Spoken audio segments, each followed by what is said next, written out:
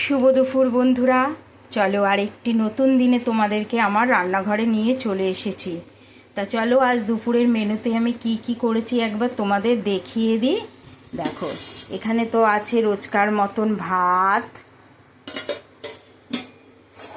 তার সাথে করেছি দেখো এখানে মূলো শাক ভাজা, শুকনো লঙ্কা, কালো জিরে আর কাঁচা লঙ্কা ফোড়ন দিয়ে।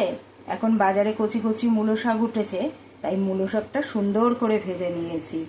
আর এখানে দেখো কেটে নিয়েছি শসা, আর করেছি দেখো এখানে ছোট ছোট চিংড়ি মাছ দিয়ে, বেশি বড় না, চিংড়ি মাছগুলো দিয়ে আলু দিয়ে পেঁপে দিয়ে রসা করেছি।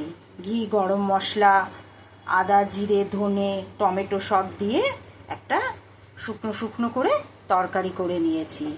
আর করেছি দেখো এখানে বন্ধুরা লোটে মাছ, বেশি করে পেঁয়াজ, রসুন, আদা, টমেটো, ধনেপাতা সব দিয়ে একদম লোটে মাছটা শুকনো শুকনো করে করেছি। এই হচ্ছে আজকে আমাদের দুপুরের মেনু।